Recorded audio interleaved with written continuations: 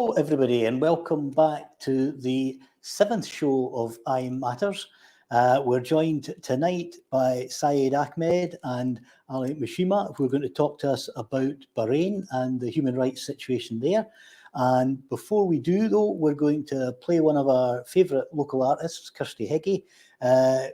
She'll be a regular to those who watch the show. Absolutely fantastic local singer. So we're going to play Blessed Child, and then we'll get on with the business.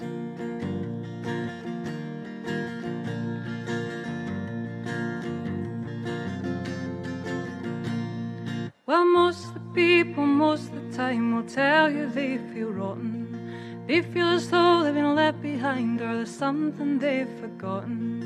Smiling on time with a yes, I'm fine, and their ears half full of cotton. Drinking from the top of the cup, with the good stuff's at the bottom. Can't see eye to eye standing in lines. Many of us are not made to be meant for these times. But lately I've been thinking it's the world, not me. Maybe we were made to live a little dangerously.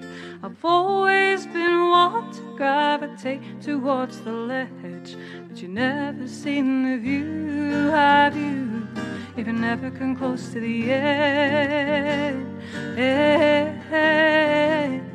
the edge.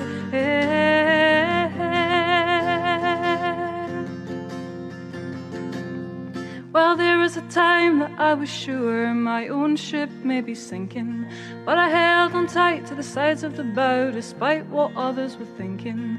As a new world appeared through out of the mist, the old one soon was shrinking.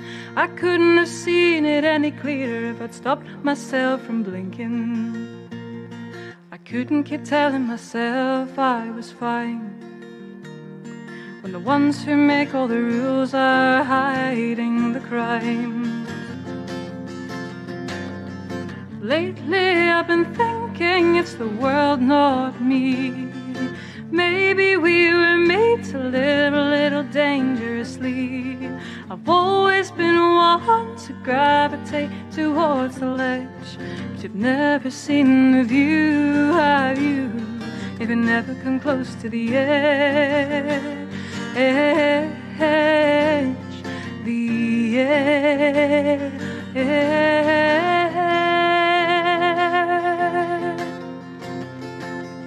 Have you ever come close to the brink of your mind and wondered why people can be so unkind, when all you really needed was a little room to grow, and a world that tells us our lives are just for show, for show.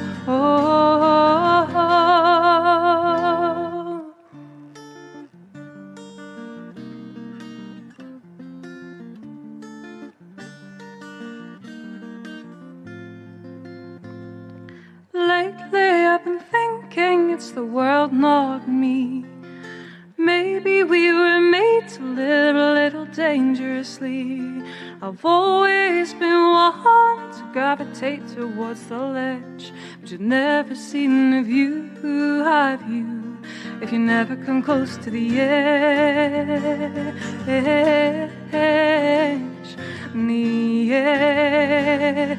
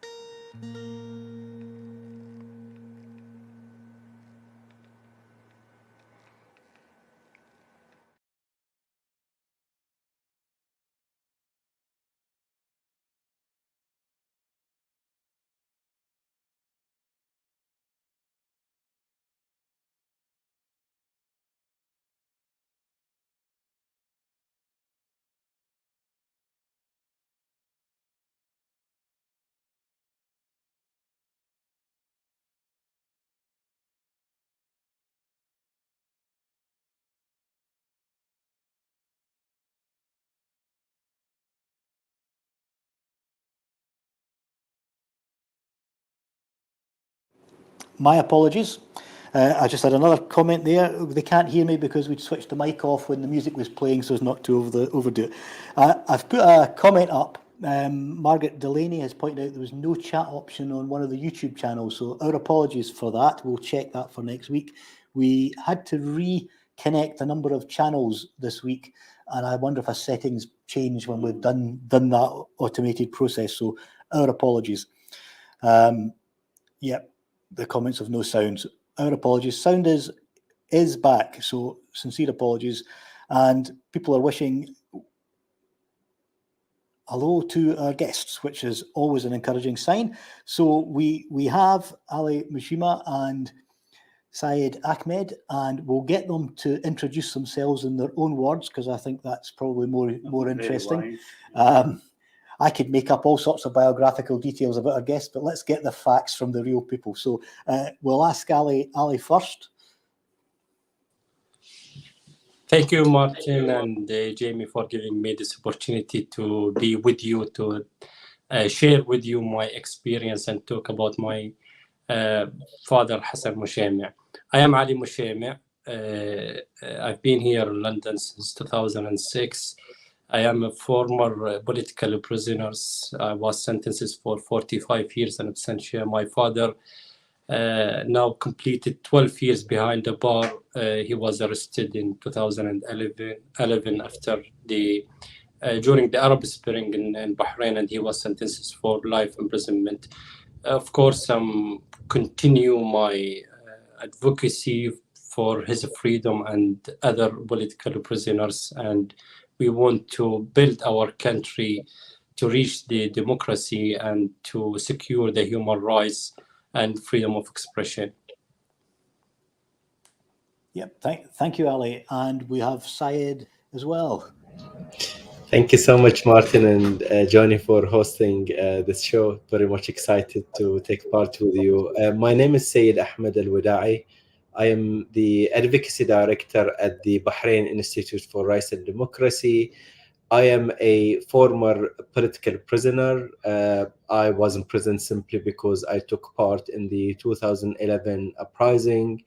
And because of this, obviously, I was tortured by authorities and convicted by a military court in Bahrain. In 2012, I came to the UK and I claimed asylum and continued my human rights activism. In 2015, the Bahraini king decided to strip me of my nationality, my Bahraini nationality. So I am currently a stateless person because of this decision. I have family members which were imprisoned because of my activism in what the UN would call it reprisals for my activism. I guess that's enough of me, and looking forward to join you in the conversations. No, thank you both very much for giving up your valuable time to join us tonight. I mean, the situation in Bahrain is one that I've heard a reasonable bit about in my years in Parliament, and it always human rights abuses appall me. But I mean, we've never, for all Scotland has its troubles in the union that we're in, we don't have anything like the political prisoner situation that both of you have experienced, and it's absolutely horrific. And of course, one of the things that concerns is not just political prisoners, but actually torture of political prisoners, which is a regular feature that comes up when we hear about Bahrain. I know, obviously, Ali, very close to your own heart, it will be your father's situation. Would you like to tell people a bit about your father's case? Because I think, and I know he's been on hunger strike himself, which you've done also in sympathy with him. Yes, my father is one of the main political leaders in Bahrain. He was arrested not only during the Arab Spring, but he was arrested many times. And during the 90s, when I was arrested my first time, he was arrested and kept in prison for 6 years without trial, simply because he raised his voice and demand for a political change. Since that time, he went to the prison many times, but the longest time after in 2011, when he was arrested and severely tortured and sentences for life imprisonment, simply because, again, he demanded for political change. And he said enough for corruption, and the human rights is the basic rights for is universal.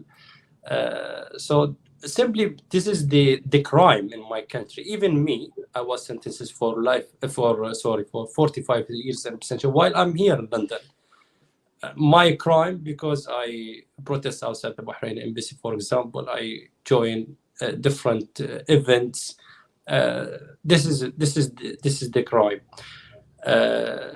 Of course, my father, along with the other political prisoners and figures and the human rights defenders, where their cases well documented by Amnesty International and the Human Rights Watch, and even by a special rapporteur from United Nations. Yeah. No, by the way, I forget to mention that when I'm talking about my father is 75 years old. You can imagine now, when I'm talking about a person who is in his age. You mentioned my hunger strike. I decided to take action and sit in outside the Bahrain embassy 2018, and I went for hunger strike for 46 days at that time, to make sure that my father can access to his medication. And I went to another hunger strike when you visited me in 2020 for same reason. So we are we need to go for a big battle, even for the basic rights, for medical, for treatment, for medication. So this is the situation for my father, who is in this age. Yeah, absolutely horrendous. And I remember watching the televised coverage of the Arab Spring, and we all were filled with hope that there was going to be this wave of democracy sweeping across a large part of the globe, and then it all sort of turned sour. Saeed, do you want to tell us a bit about your own time in prison? Yeah, it's really regrettable to hear Ali talking about his own father, who is, to start with, is obviously he's the oldest political prisoner in the country, and he also someone who is in his age is really facing serious complex health condition.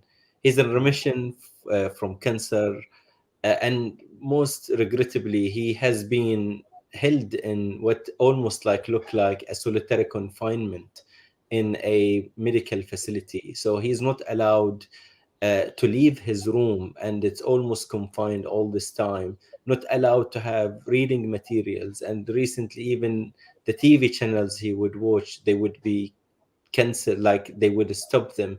So if you would imagine someone with this age not being able to exercise outside his room, not to be exposed to the sun, to be confined for all this time, and not to have what keep our mind occupied as a human, reading materials or books or even access to TV. This is really the sort of situation which really breaks my heart. And it is also saddened. I remember the events in 2011 so well, although it's 12 years. And as you stated, back in time, we were so hopeful that finally with the Arab Spring, we're going to see a new chapter, that dictators would not have the final say. And it was a movement that is unique in Bahrain. I just wanted to tell your viewers about the fact that Bahrain is very small size, very small country, was not very well represented compared to other countries, like what happened in Egypt or in Tunisia. Although Bahrain is smaller in size, but the level of participation in the movement to demand the change was tremendously big. It was almost 1/3 of the entire population of the country were demonstrating in the street. These are not my figures. These are figures by the government of Bahrain established commission, where they said almost 200,000 out of almost 600,000 population. So imagine how huge is the participation from every single spectrum within the Bahraini society. Regrettably, our crime was, and this is like me personally, my crime was because I took part in the central protest at the what we call it the Pearl Roundabout in the central Manama, and because I witnessed on that night, specifically on 17th of February 2011, that the police brutality, and the woman was running away from them as they were shooting tear gas towards her. And I was seeing this. I once like run towards the woman. I was assaulted, and luckily I managed to get away with it. And because I witnessed this incident that night, 4 people were killed, were murdered by the police. Some of them were very elderly individuals. And then I was punished by military court, and then the punishment does not end by you being convicted. So even when I went to the prison, Jawa prison, the very same place where there are about 1,200 political prisoners, many of them, almost 500 of them, are serving life sentences.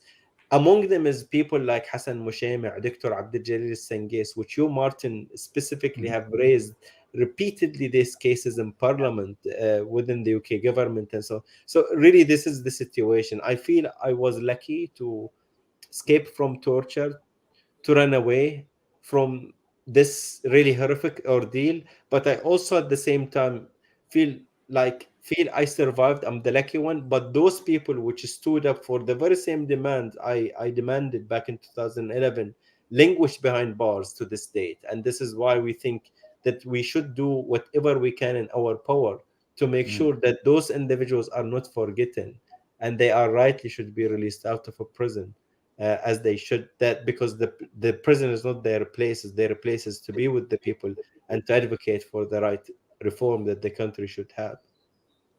Yeah, I mean, I probably should have realised this before tonight, but just when you mentioned that figure of 1,200 political prisoners, and you consider that in context of 600,000 of a population, that's 1 in 500 people is a political prisoner. I mean, that is just gobsmacking as a statistic. It must be one of the highest rates in the world. It's the highest. As a matter of fact, you will spotted on this. And Bahrain, despite its small size, it's considered to be the highest number of prisoners per capita in the entire Middle East. So we are over like literally every single country in the Middle East per capita, because it's a small population, and you have this high number of political prisoners, not just the prisoners, political prisoners. Is really scary. And this is part of like the struggle, that it is also a forgotten story, unfortunately. Yeah, it's really, we need to do more to highlight, I think, the injustice. And of course, the UK has long connections with Bahrain. And I mean, Bahrain got independence from the UK back in the 70s.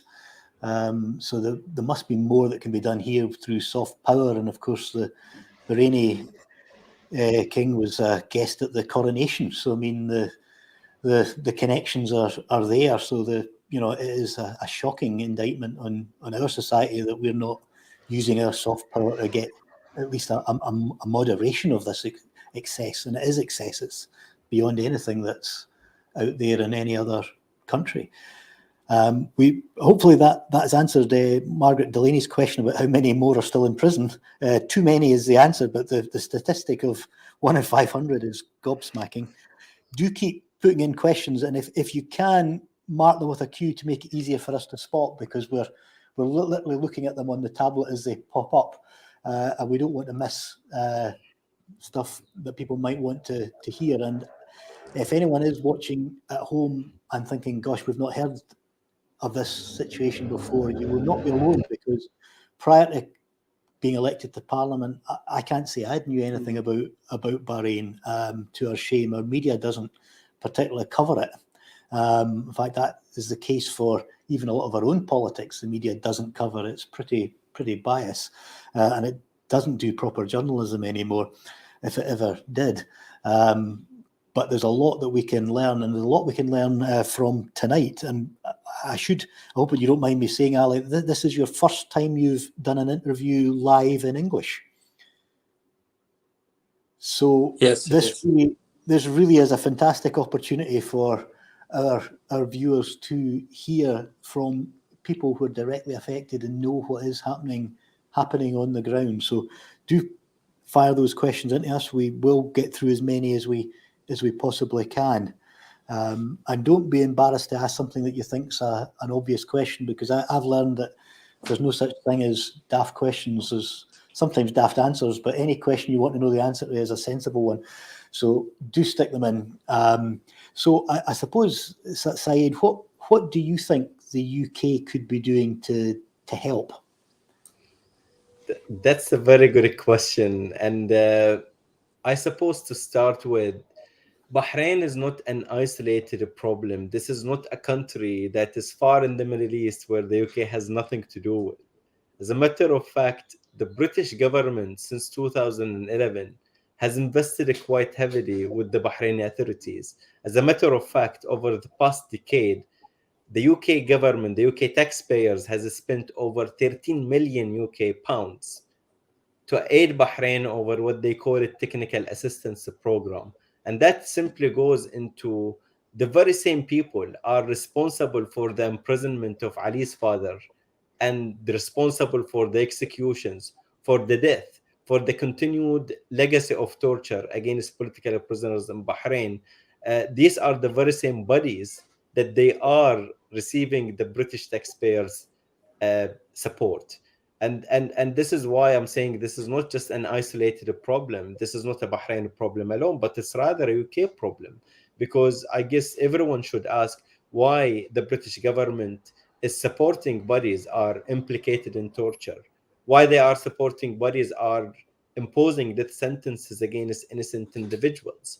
This question, I believe one of the most shocking revelation, and I think, Martin, you were able to reveal through your written questions some of really scary figures. I remember about like a couple of years ago when you were scrutinizing the government over the Gulf Strategy Fund, a secretive funding that every year 10 million goes to the Gulf states, including Saudi Arabia, Bahrain, Qatar, Emirates, and so on. And that 10 million is almost not accountable by the public. They don't tell anything to parliamentarians. And sometimes when you get little information, some information, they can be a little bit shocking.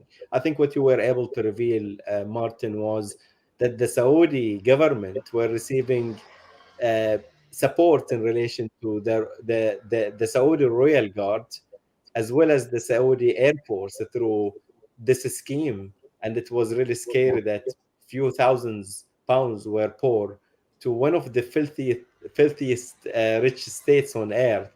That the UK message is clear that we wanted to protect Mohammed bin Salman, his father, King Salman, just basically because we wanted to ensure that we maintain our interest. So the question, I believe, which everyone should ask is, up to what point that the UK will not only look into its investments in the Gulf, but rather also consider human rights to be something priority, something that human rights are think that they are really matters.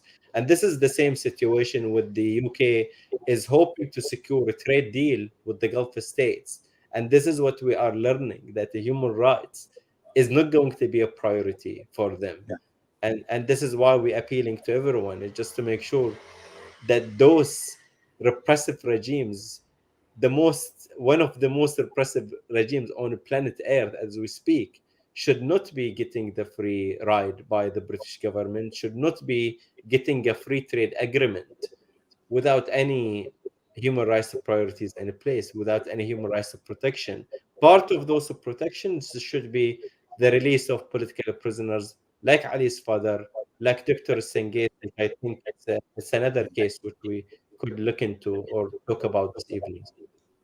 Yeah, no, I think you're absolutely right. We need to be making that a much stronger platform. I can remember a number, because it's quite a good number of years ago now, when Robin Cook was the foreign secretary and was talking about an ethical foreign policy.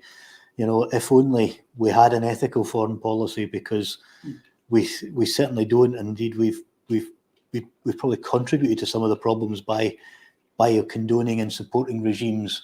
Whereas if we'd been a bit more firmer with our foreign policy, we might actually have helped aid democracy and rights across the globe. And, you know, human rights are global. You know, if one part of the world is suffering, then we all are at risk. And that is just too big a threat for us to ignore. And unfortunately, I think part of the UK's politics of Brexit, post-Brexit, is they're desperate for trade deals with anyone. They'll sign pretty much anything to try and make up some of the damage that they've done to themselves. So we're just all going around in a very negative circle of despair, almost, and adding to that. So not a great situation. We had a question from Ian Murray. I'll put it up. I've not clicked on the link because I don't want to lose the live stream if I click on it live, saying about a vile Scot. And believe me, we to our shame as a nation were the bully boys of the empire for many decades, if not centuries. So yeah, I suspect we do have a lot to take a few on the chin on some of the actions of our forebears in different parts of the globe. I don't know if either of you know about the case in question. I've not, as I say, had a chance to click on the link.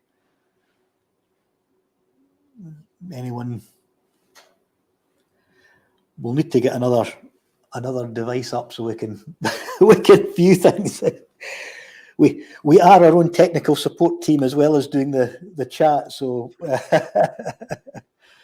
yeah, I mean, this is an incredible person in this photo. The man in this, if someone has access to this link, this is a guy named Ian Henderson. And Ian Henderson is a former police officer under the British Empire, and he is and the system of torture in Bahrain is attributed to him. He is the guy. He is the person who has actually designed the torture system in the country. And during the 90s, this guy was responsible for the murder of number of individuals, including very young individuals like a guy named Saeed al-Iskafi, who was tortured to death. And when his body was sent, there was an iron mark on his back, as part of shows the gravity of the kind of torture that this guy was teaching them. So regrettably, that the UK is not just like can wash its hands and pretend nothing happened. They actually, like, their officers are directly during the 90s, at least former British officials or British police officers, they were directly implicated in designing the torture system. And I guess the more revelation we see, and I would encourage people to read the story of Ian Henderson and how individuals like him are the one which really got into the support of the Bahraini regime, and the British government did nothing to stop them. One example is also like former MI6 controllers to the Middle East. They became workers as advisors for the Bahraini king. As a matter of fact, the highest office, like the second highest office in the UK, Philip Hammond, the former chancellor in the Tory government under Theresa May, is currently or at least up to last year, he was an advisor to the Kingdom of Saudi Arabia and Bahrain. So the guy is making thousands in a profit for advising these corrupt regimes. So it's not just like an old story during the 90s, but rather those repressive Gulf states can benefit from former ministers, former top cabinet ministers, which held probably the most important positions any MP could get, and now they are on the payroll on those corrupt regimes. So that's a question to be for people, like, I guess for everyone to answer in relation to how the UK government will let such former cabinet ministers to be able to work for those regimes. Yeah, and I mean, I think a point is worth making, because some people may look at these stories and say, "Oh, well, that's historical," but you know, the legacy is still there to this very day, especially given the number of prisoners that are there and the number of people who are being tortured in prison. So, you know, it's not just a historical exercise that we can consign to the history books and say, but we wouldn't do that nowadays. The legacy remains, and the abuses continue. Which is a point I think that is really worth being made. For some reason, our cameras aren't switching tonight. It probably needs an old-fashioned hard reset, but I'm not doing that in case we lose the stream. However, we're both on camera, John. So do you want to add anything, John, from what you've heard? I'm intrigued by the 1 in 500. Does that mean that most people on the streets in Bahrain will have one of their family members that's a political prisoner, and is it a certain area that the certain types of people that they target, or is it just a whole right across the whole nation that they target these people? The 1 in 500, as we know, Martin, you know, is if you're out working and when you're out campaigning, anytime when you tend to know one person knows another person, and so on and so forth, and that's how you get to know people. You get to know families, and what I call sometimes that's how you gather accidental activists. And I'm just wondering if you could maybe say that if you got something like that set up between families that went through this terrible time.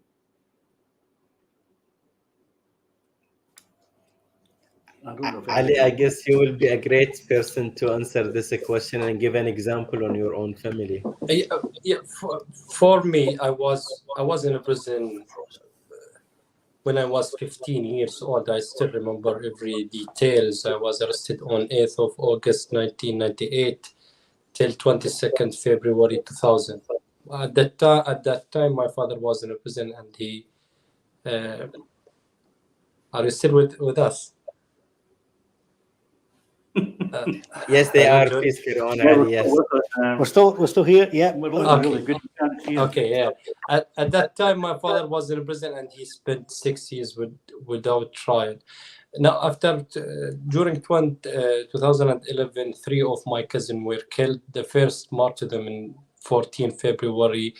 My cousin Ali Mushaima, same my name, and the second one he died inside the prison because of the medical treatment. He was not received proper medical treatment, Muhammad Mushaima. And the third one, he was executed, Sami Mushaima, in 2017. Two of my brother were in a prison as well. Many of my relatives were arrested. So yeah, for example, from my village, many friends, relatives, they went in a prison, and some of them they still behind the bar.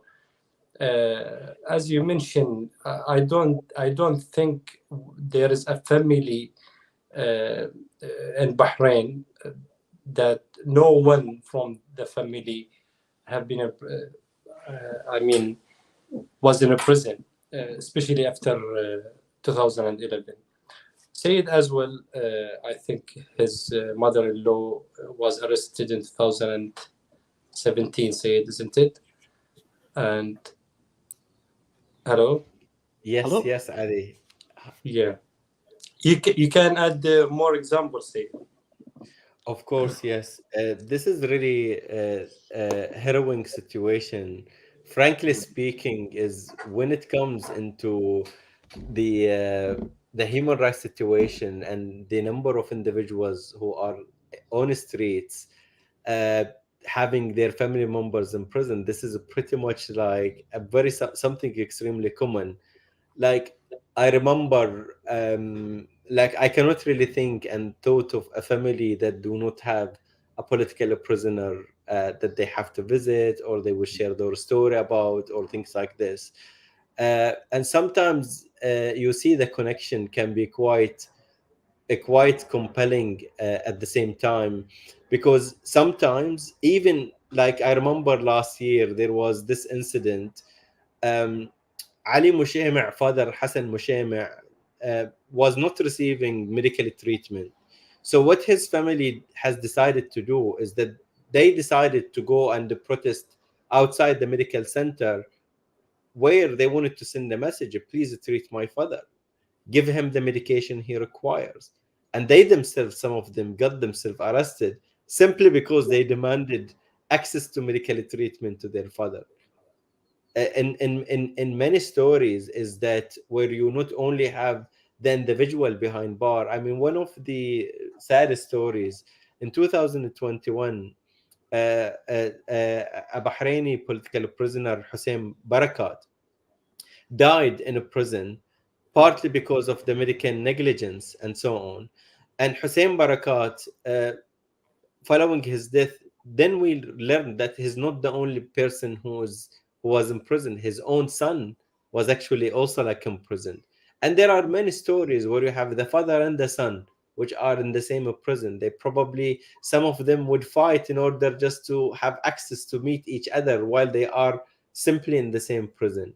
So it is really like there are many what I would say very sad stories. And Johnny, you ask about whether there is a specific category of the people are targeted by this. Regrettably, the cases, the majority of those, I mean, pretty much all those which were executed as Bahraini nationals are from the Shia Muslims. So Bahrain, although it's led by Sunni ruling family, the majority of the population are Shia. And also like the Shia are the one which are pretty much the subjected to a lot of what I would call it racism. A lot of it is about also like attempt for the government to change demography of the state.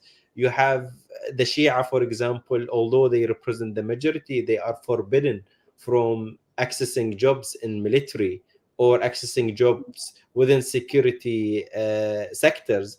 It's pretty much an apartheid, but there are really hidden rules that not many people would know about unless you are Bahraini or someone which really follows like the situation very closely. It's a pretty much damning targeted. Sadly, Ali gave an example of how a family member of him was executed, and to have his father is actually dying in a prison at this age without receiving a treatment. This is a single family suffering this much, and it's really I guess it's when you ask the British government about their evaluations on human rights, you will hear they almost would talk about like things are progressing, things are moving in the right direction, and just like pretending none of this is happening. Yeah. No, thank you for that.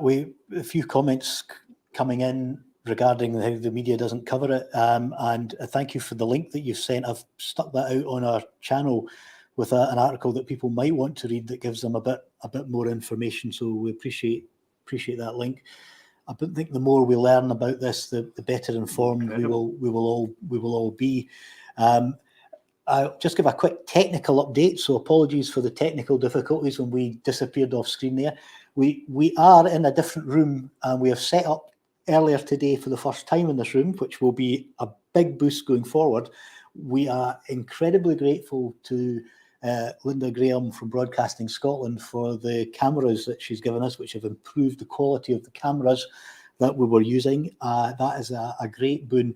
But we are linked into a laptop, and when the screensaver goes down, it freezes the input that we've got from the video. So we'll need to switch the screensaver off for future weeks. But at the moment, what I'll do is every 5 or 10 minutes, I'll get up and just run the touchpad to stop it. I'll need to get a new laptop, Mark. I think that's the answer. That's it. Yeah, well, but hey, we're getting there. We literally are making this up as we go along. But we do our own tech as well as our own interviews and chat, and we try and do this as informally as we can. Although we would like the tech side to be a wee bit more professional than we've managed. But we learn every week new things, and you only really learn when things go wrong. So we do apologise for that and thank people for the forbearance. If we do go blank again during this week's show, we will reappear very quickly because we now know what caused it. But enough. On back on with the chat, and we've got some new comments. Yeah, I think Hashbury Stumbles made a very perceptive comment. Religious divisions as damaging as political division. We've seen that in our own society over the years. It's a global phenomenon, and I don't want to bore people with stats, although I do like the odd stat now and again. But they say 80% of the world lives in countries, not 80% of the world is persecuted, but lives in countries where there is religious intolerance and persecution. So it really is a global phenomenon that we've all got to be tackling. I've got a wee comment, and if the guys have heard me say this before, I apologise, but I think it's always worth repeating. As some of you may know, my partner is from Kerala in South India, and when I was over there meeting the family for the first time in 2018, one of the visits I did was to the State Assembly. And after I'd been to the State Assembly and met with various local politicians and the Speaker, I was shown round the State Assembly Museum. And they have their own Assembly Museum as well as the museum that's in Trivandrum. This is distinct from the museum in Trivandrum. It's purely a look at democracy, or not necessarily democracy, but political history of what makes up the current state of Kerala. And it was a fascinating museum. It was based on I think probably one up the eye for the British. It was based on an old British Army barracks, which they'd taken obviously over after they'd got independence. But the bit that I found most interesting in that state museum was the first ever state elections were in 1956, after India got its independence in 1947. And it was famous in world history as the first elections that the communists ever won in the world, democratically. But there was something much more interesting in that museum. Was I saw the literature and the posters that the candidates had used during the first ever election. And because I took an interest, the curator showed me quite a bit of the stuff that was there. And there was 2 numbers featured in all the literature from the successful candidates. And it didn't matter if a successful candidate was the communists won the election, didn't matter if it was communist, Congress, Muslim League, independent. The successful candidates all featured 2 numbers, and I had to ask what the numbers were. And one number was the number of times they'd been arrested by the British, and the other number was how long they'd spent in prison. So the people that were elected when democracy came were the freedom fighters that had been championing it in the dark days. So I hope that anecdote gives encouragement. However depressing things might seem just now, when the change comes, the people remember who was fighting for them, and there will be a payback and a reward for the suffering and the abuse and the torture. It should not be happening, but people will remember, and there will be a reckoning, as it were, but in a positive way for the people that were on the good side of the angels. Margaret Delaney says, "My goodness." So yeah, and great quote from Hashbury Stumble: "Once in a while you get shown the light in the strangest of places if you look at it right." Yeah, that is so very true. And stuff still coming in. Yeah, well, I'm pressing the buttons twice, so apologies for that. As I say, we do our own technical side. If there are any volunteers that want to help, we're always willing to take on more people. But how are we doing for time? We'll take a wee break just now and go over to our friends at the Falkirk Yes Hub just to get a wee update and bring them up on screen. Yep, brilliant. Hello, how are you doing? Hi, Kenny. Good to see you. I hope. Good to see you too. I hope we didn't. Hope we've not caught you too off guard there. Apologies for not giving you advance. Not at all. I'm really moving to hear your stories tonight. We were actually feel so fortunate here in this part of Europe in terms of our liberties and rights, and our heart goes out to you in a very real way. I'm sure there'll be many people sharing that emotion here tonight as we watch from Falkirk and the world, because this is an international show. Yeah, No, that's smashing. So I gather you're out recording later this week for some future episodes. Yes, we're going to be doing a topical piece with a local hospitality business to do with in John's constituency here in Falkirk, a local coffee shop who have been struggling in the back of COVID and obviously the cost of living crisis. So we're going to be looking at the various issues surrounding that, which are shared by many people too around the country at this time. And yes, so we'll be interviewing and essentially getting a flavour of how they're surviving and how they have survived and coped through the lockdown and how they're opening up again and getting custom back and getting the confidence of people to come back into closed spaces like coffee shops, because the hospitality industry was one of the most endangered really during that awful period, and so we're very much wanting to focus on that and championing local businesses, especially family-run ones like this one that we're going to be visiting on at the end of the week. And John's going to be coming to meet up with the owner and have a chat too about how they're getting on. So yeah, very much a topical theme, using a local example, but nonetheless always good to champion community causes, and what better causes than small businesses. Shop local, buy local. It's the way forward. It's the only way forward. The small businesses are the backbone of our economy ultimately. Big businesses can come and go, but ultimately it's the locally run ones, it's the locally focused ones who have an investment, a personal investment and a community investment that ultimately run our economy and make it tick. We need to encourage that and encourage people to start up enterprises like it and use their talents therein. Good. Yeah, no, thanks very much for that update, Kenny. So we'll just we've got a quarter of an hour to go, so do keep putting in some questions. We've got time to get through a few more, I think. I think this is a subject that will not be going away and will definitely be revisiting. There certainly continues to be developments, and I'll not put Syed on the spot on this one, because obviously the situation with the Tory MP Bob Stewart being charged for racial aggravation regarding the situation in Bahrain is a live case. I don't know if Ali wants to make a general comment, or just leave it to natural justice and we'll report back on it on another show as as things develop. Leave it to next month. You will hear the decision from the court. Indeed. Yeah. Very wise. Yes.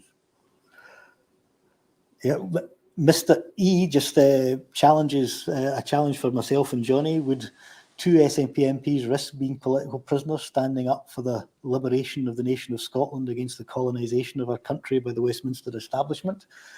As I told that story earlier about the careless situation, I referred that to one or two of my colleagues, and they says, "Oh, that would be us out the window. We've never been arrested." And I said, "Yet it's the abuses that continue to come and the attacks on devolution. Who knows where things will end up?"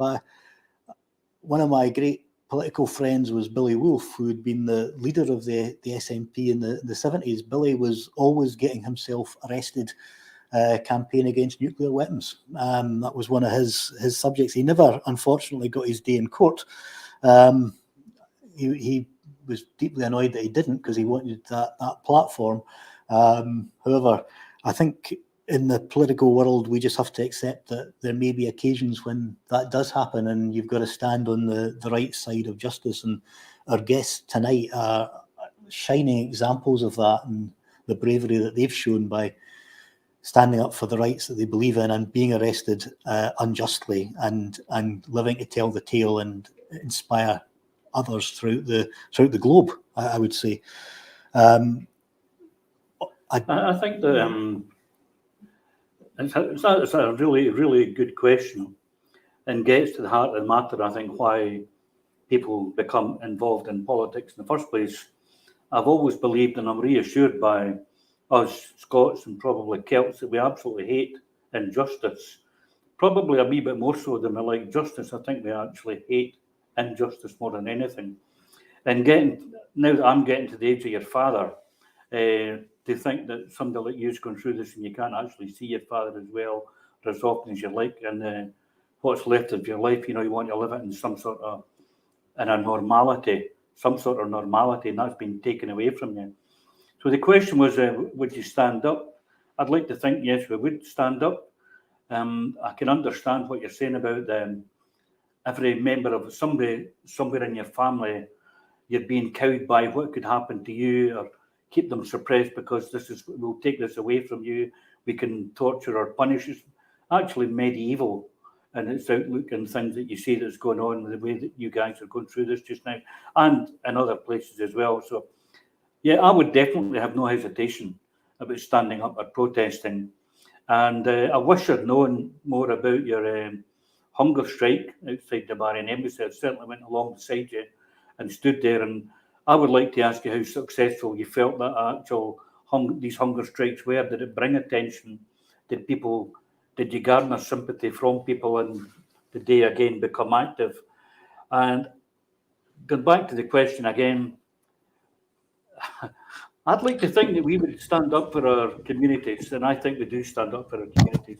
And it's interesting again today that the bill that's going through Parliament is trying to suppress people in any way, shape or form from protesting, whether they're the rebellion people or you're protesting against the right to strike, the right to withdraw your labour. If this is all some sort of creeping, gradual way of suppressing people's behaviour to fight for their own rights, their own human rights. So yeah, I think Martin and I would certainly be out there protesting. You back? Thank you so much, both. I just have something really practical to take forward, if I may suggest. Yeah. One thing which is really crucial, we expect in the UK, that the Bahraini Prime Minister and the Crown Prince will be coming to the UK either this week or next week.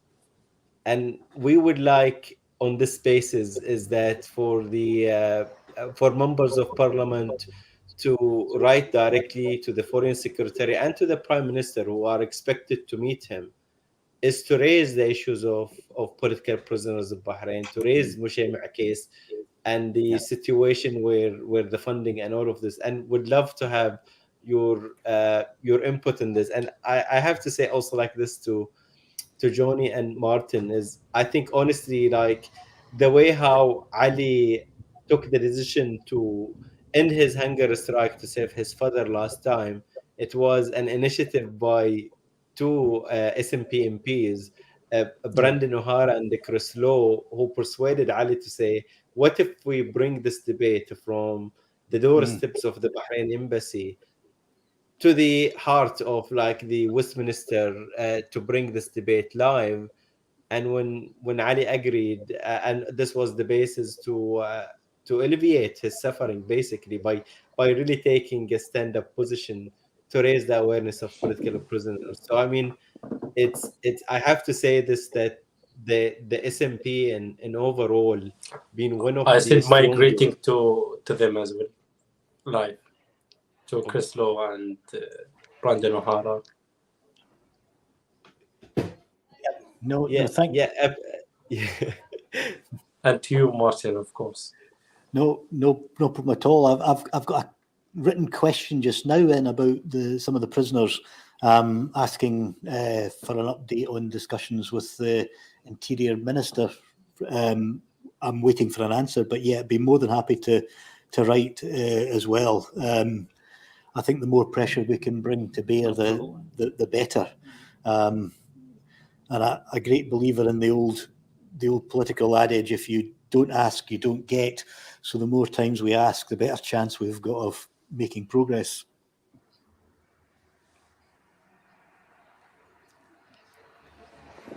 Well, I'm quite happy for the questions. Are there any more questions coming in? Coming in. I think it's our job to put questions to the government here, but Yeah. whether they actually reply in any positive forms is a different story, but you have to keep putting the questions to them.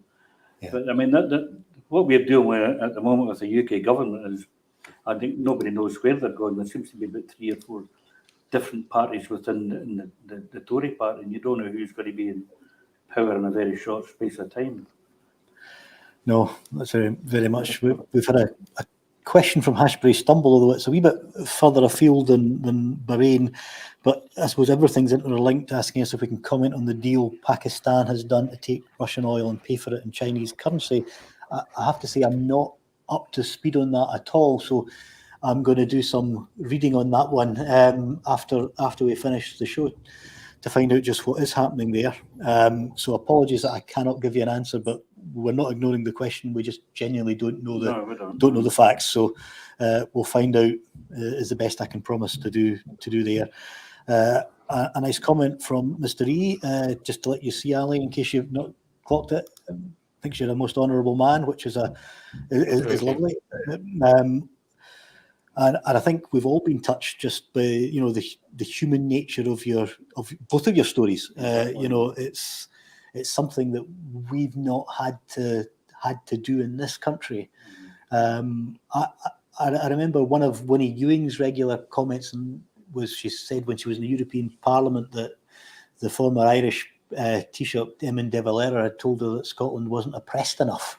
And sometimes I think when we've not quite made the breakthrough, maybe there's something in that, but we don't want that level of oppression. We want to get there, the easy route, as it were, just through the ballot box and through democratic outcomes.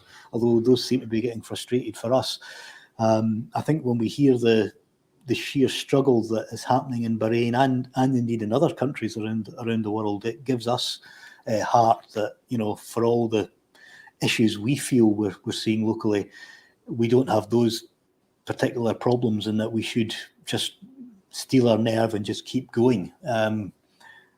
So I've certainly found the talk tonight very, very inspirational. And although you've added, as I say, and I thought I'm not an uninformed observer, but just that realization of that 1 in 600 people in 1 in 500, in jail as a political prisoner is the message that needs to be taken out, and there has to be more pressure brought by the UK government to its allies in Bahrain, because it's through those channels that we can make progress, and that's where we can certainly apply pressure at this end.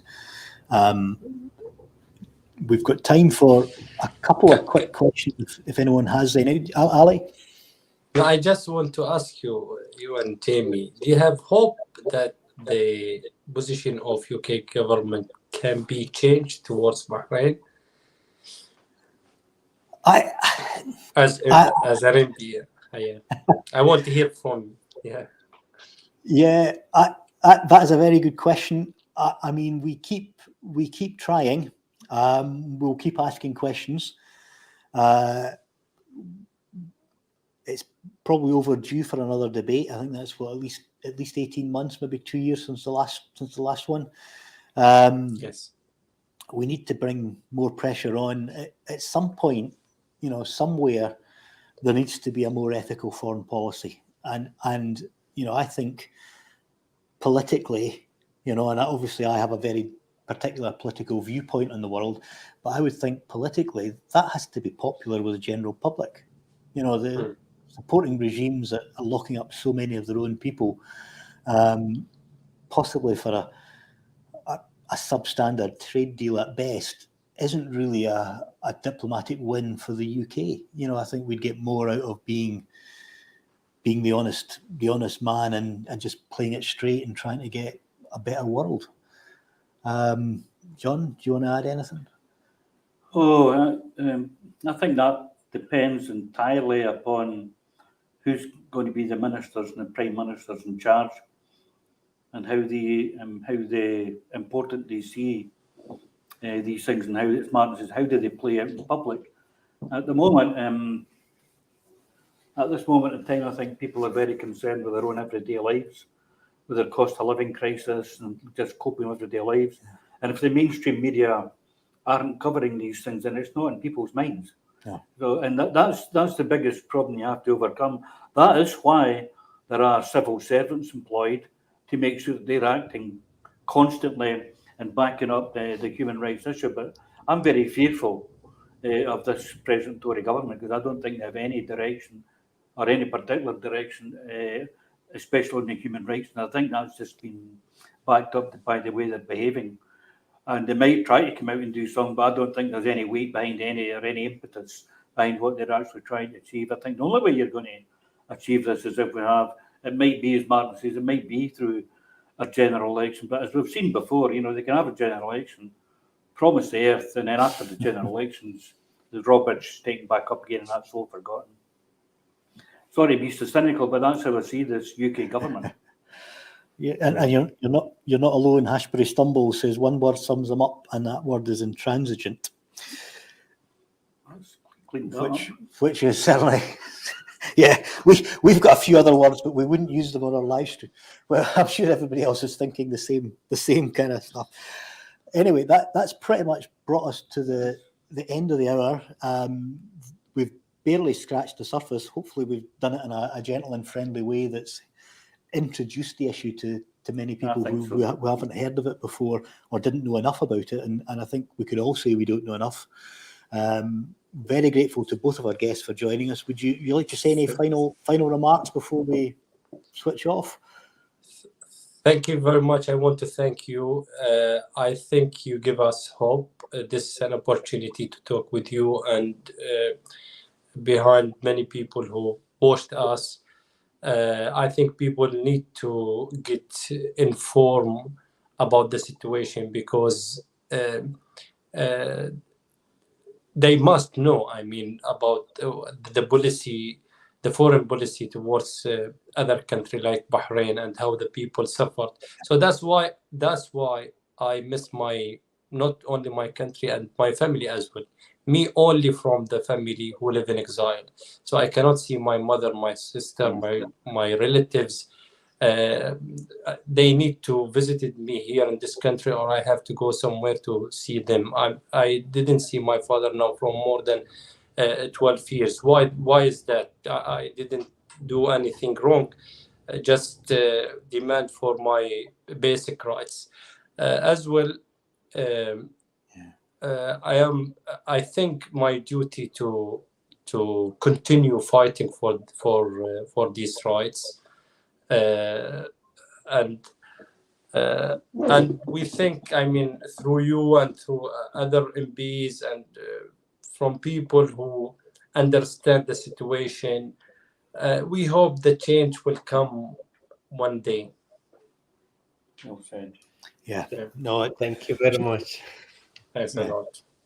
No, thank you. And change will come, because nothing lasts forever, be that good or bad. And in this case, something more positive will come.